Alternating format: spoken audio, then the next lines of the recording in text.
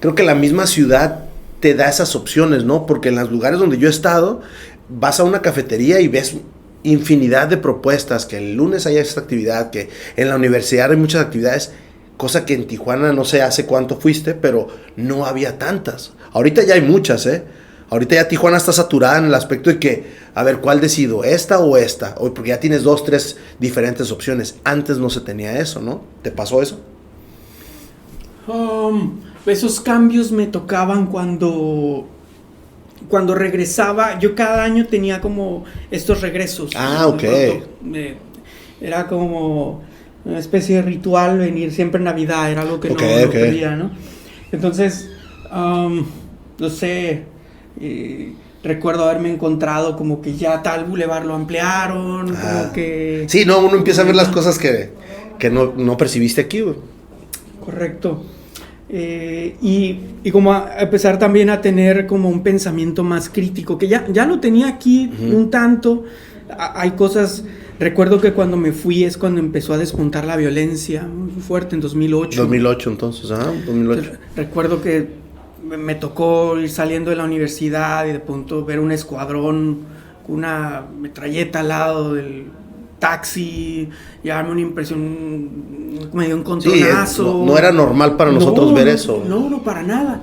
Entonces, de pronto,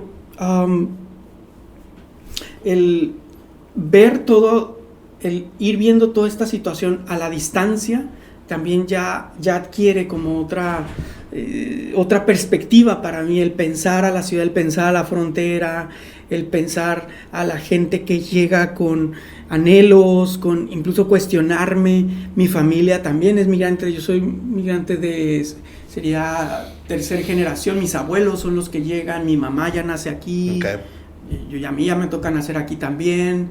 El tema de las adicciones, la relación binacional que existe, el tema de la identidad, el contraste que yo veía con la Ciudad de México, la manera en que era la sociedad. De pronto yo veía a la Ciudad de México de pronto como muy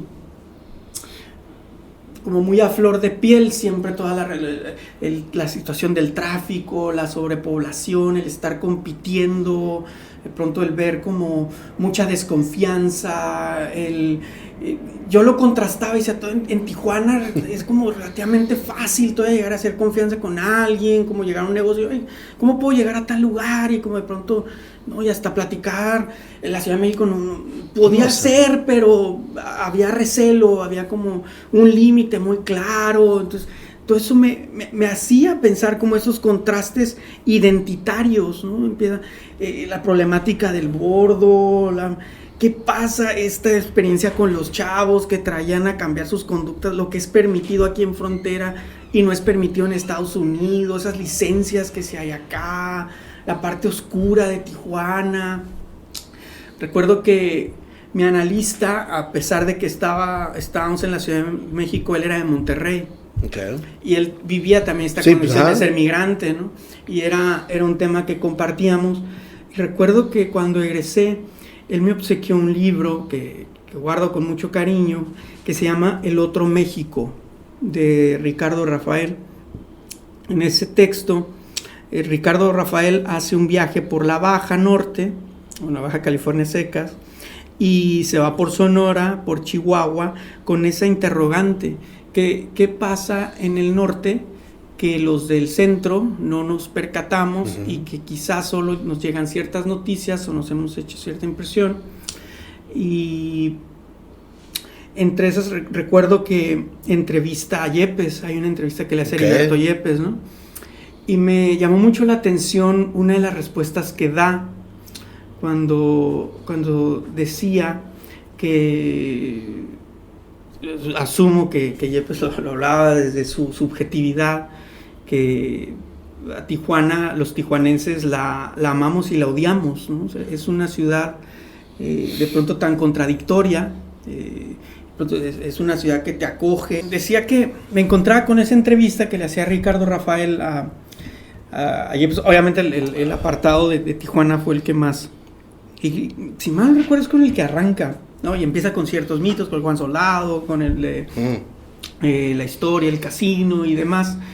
Pero cuando lo entrevista y plantea esta experiencia como tijuanense, como la propia contradicción con la que de pronto podemos asumir la ciudad, como con un amor enorme con el que le tenemos porque es nuestro hogar, pero a la vez también un enojo, un odio por el dolor que nos causa, por lo frustrante que llega a ser. Oye, ahorita más, cabrón. Entonces, me llamó mucho la atención, ¿no? Viéndolo a la distancia, le encontraba sentido a esa reflexión, pero todavía te estoy hablando que yo generaba como esta mirada crítica todavía desde la Ciudad de México y veía como un caldo de fenómenos, un caldo de cultivo de fenómenos muy peculiares a la frontera. Y decía, la frontera, Tijuana y demás, ocurren cosas que aquí ustedes no las van a vivir no jamás. Conocen, no sé cómo explicárselas, ¿no? Y eso de pronto... incluso en la música, ¿no? Estando allá, recuerdo mucho que fue cuando conocí a Nortec. O sea, yo estando en la licenciatura sabía que desde antes en el TEC surgió una banda que mezclaba y se llama Nortec y hacía como algunos toquines y tal, y bueno, y después los medio escuché, pero me conecto mucho cuando los escucho en el DF, es como, no manches, es que es esa mezcla, claro, norteño, electrónico, es que eso es Tijuana, quizás a partir de la música puedan entender y demás. Y recorriendo el camino de la identidad, como cuál es el contraste, como me parece en ese sentido también muy atinado el título de Ricardo Rafael para el libro, porque a veces el tema de la identidad fue uno que me robó la atención durante muchos años, como entender la identidad del mexicano, pero también comprendiendo poco a poco que una identidad totalitaria no es posible. Es decir, están los estados, están las regiones con sus propias costumbres, sí, con sus propios lenguajes. Es difícil hablar de un solo México, y entre más fino sea el lente con que prestas atención a la región, a su gente y demás, te encuentras muchos Méxicos, ¿no?